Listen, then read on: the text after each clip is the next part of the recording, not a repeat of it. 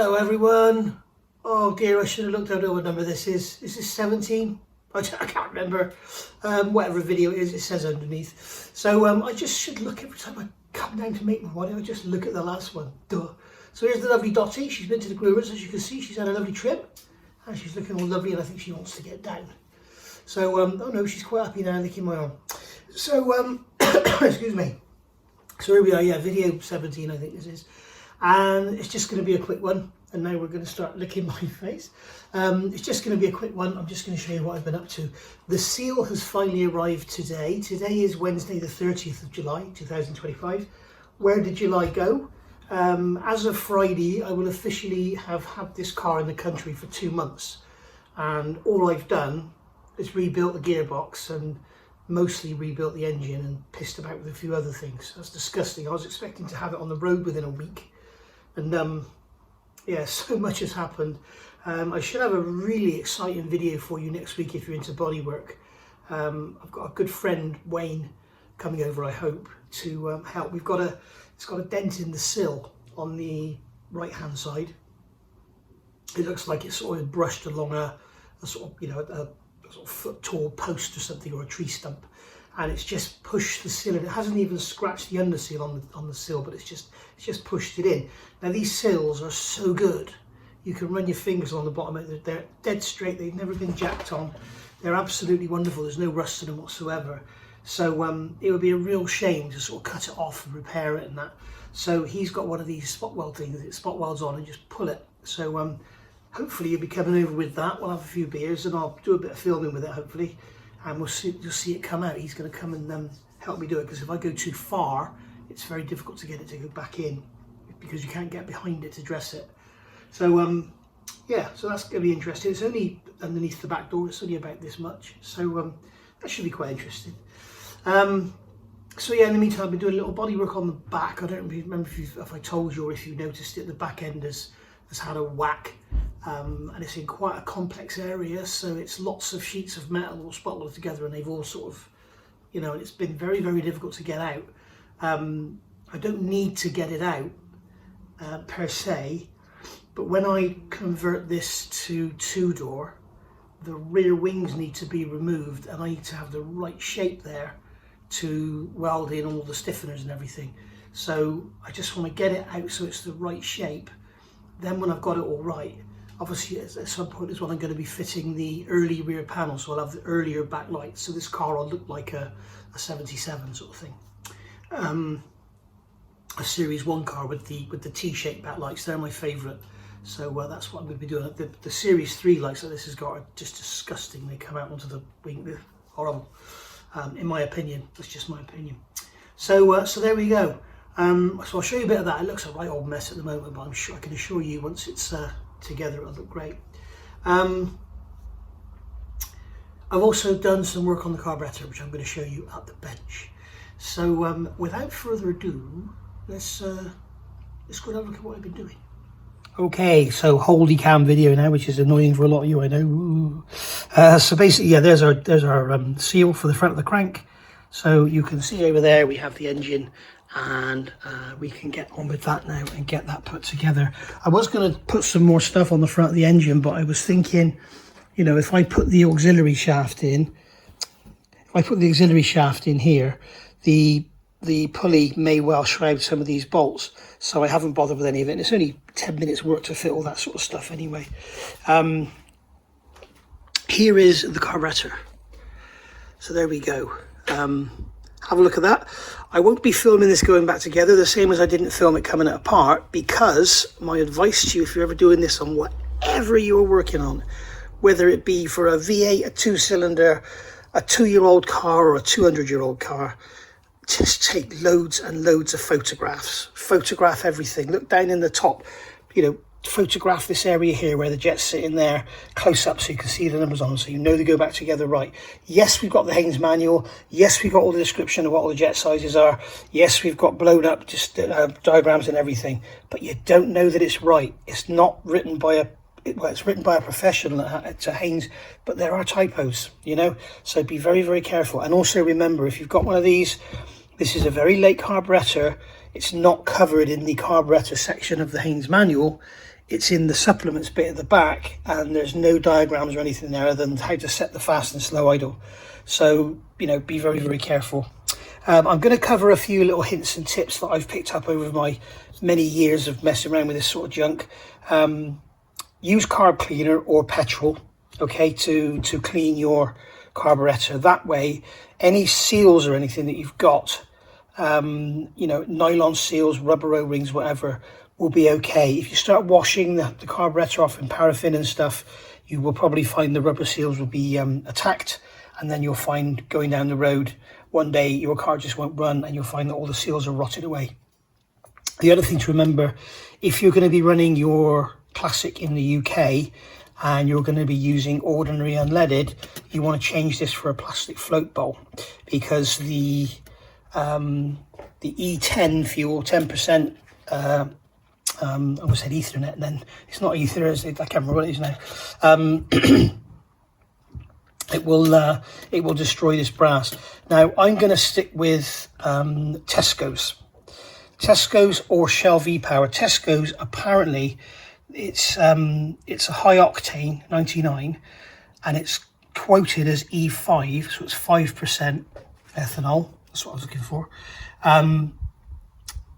But it's apparently there's a lot of tests been done, and it's 0%. So that's what I'm going to do with this one.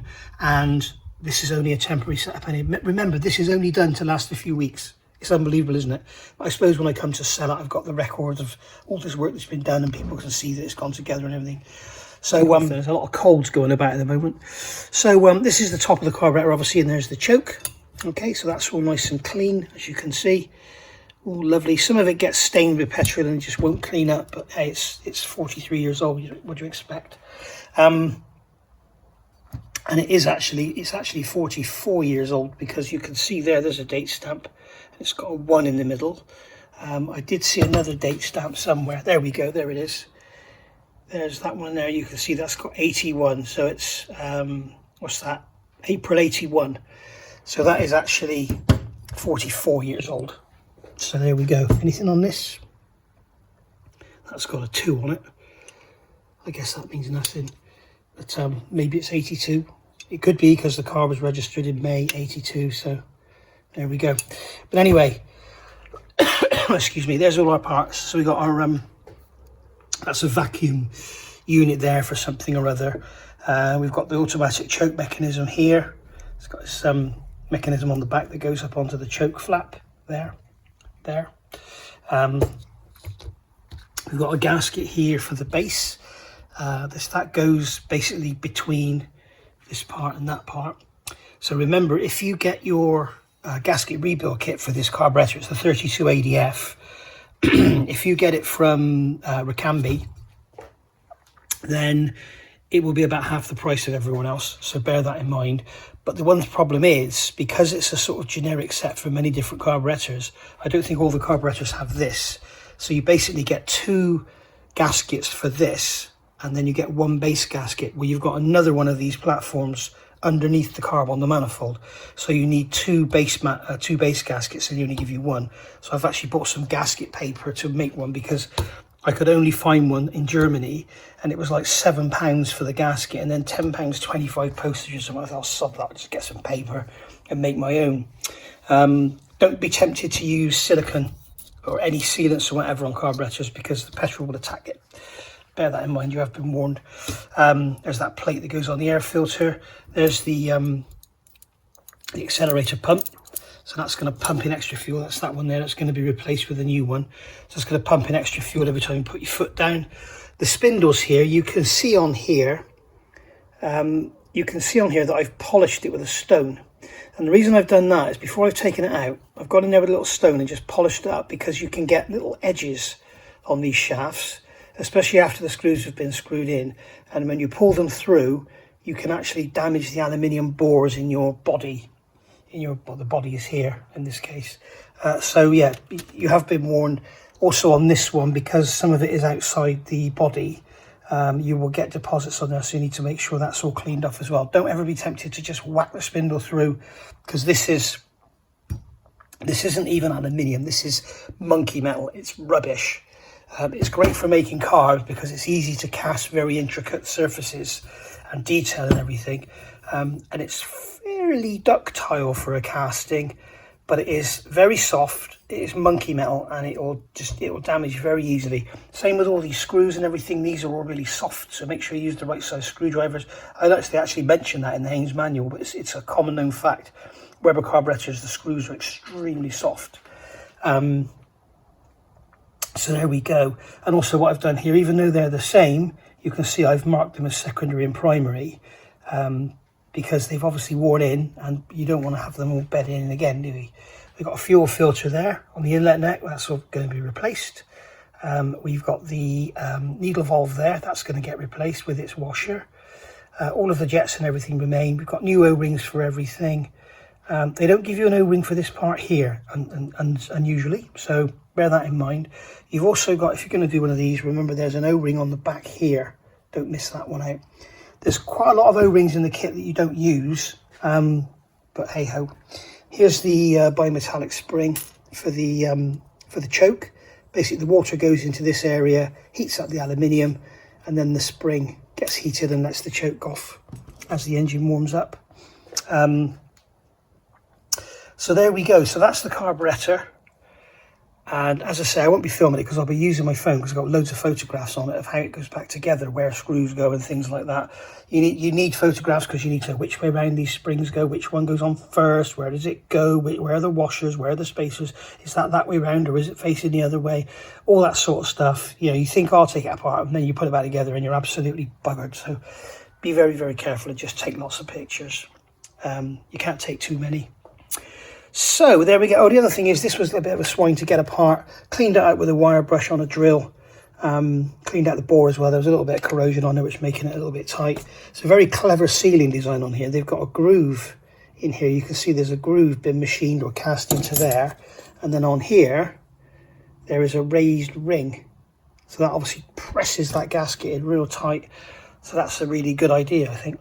I may put a little touch of grease on that gasket just to let it pull in a bit easier.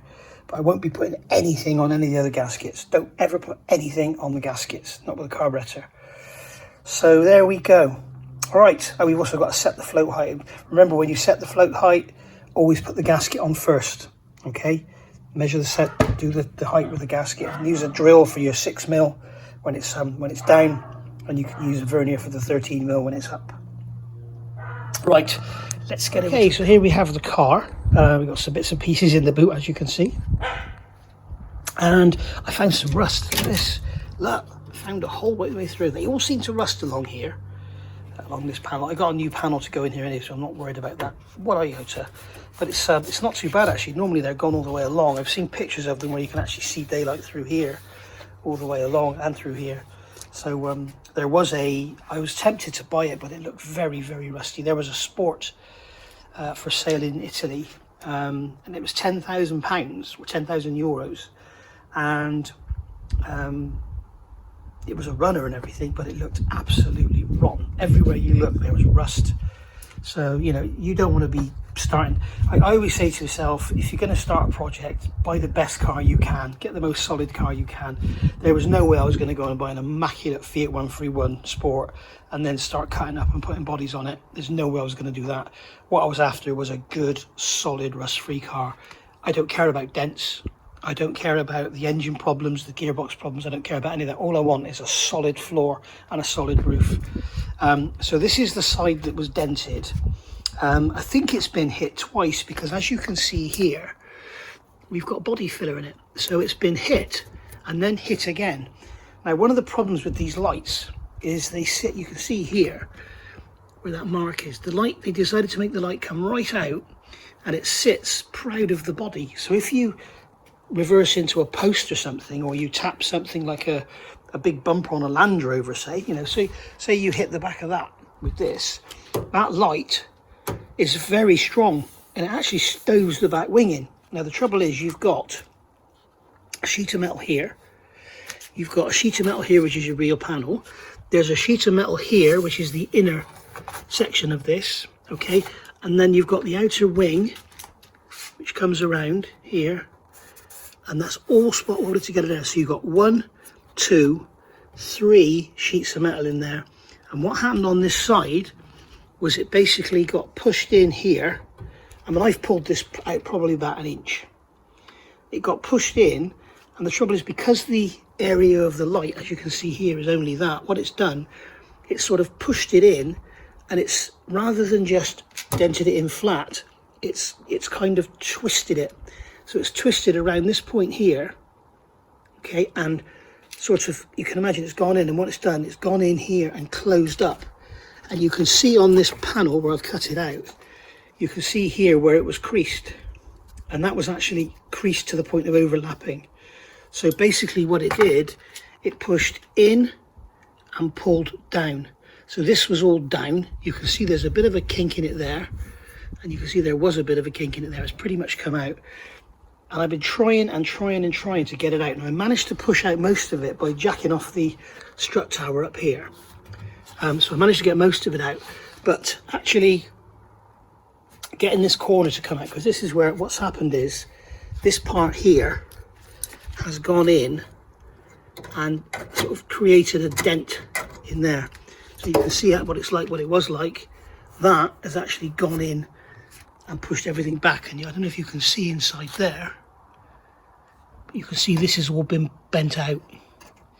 So what I'm going to do is drill through these spot welds here, and then this inner piece here I'll cut off. That can go away, I don't need that, because this rear panel won't be in there for very long anyway. And that way I'll have a single sheet of steel here to straighten out, and a single sheet of steel here to straighten out, rather than all this fabrication, because it's all just mangled itself up, and it's very, very strong. You can see that here, you know, it has no strength in it whatsoever. Look, it's all just flexible. But here, it's absolutely solid in that corner. It does not want to go anywhere. So what I'll do is just cut it until I get it right. But basically this piece, I need to keep this piece here, okay, along from there. And I need to keep this piece here. This is all going in the bin, because that's going to have a fiberglass rear fender part on it. And I'm going to have to make up a piece, because this car is different than a Series 1. The Series 1 rear panel comes out here and goes down. It's not as deep as this one. So this is all going to have to be cut away, and I'll probably make a new piece to perfectly fit the new rear panel and keep this profile here. Not that it's that important, because you've got a fiberglass wing going there anyway. But yeah, so it's all good. It's all very, very good. So there we are. Right, you can see I've been using, first time I've used these things in bloody ages. It's probably 2-3 years since I've used them. But the holes, if you're wondering, the holes, I thought maybe if I just drill some holes in it and get my slide hammer and put a bracket in behind there and just pull it out. It managed to pull it out, but it would not pull this out. Today I've had mole grips on here and used a slide hammer, and it will not pull it out. So what I'm going to need to do is separate this piece here. So I've just got a single sheet of steel, and I think then it will come out. So this has got to come, I think this has got to sort of do this. I think this has got to come like that. I think it's got to come slightly up and out. We're nearly there. We are nearly there. Anyway, the easiest thing to do is cut the wing off. But I want to keep the wing so I can drive the car around for a few weeks. It's that same. What I should have done when I got this car, I should have taken the engine out, taken the gearbox out, thrown it all away, sold all the interior, stripped it down to a shell, and just started. I'm making all this work for myself just so I can drive the car around for a few weeks. I must be mental. See you later, guys. Bye.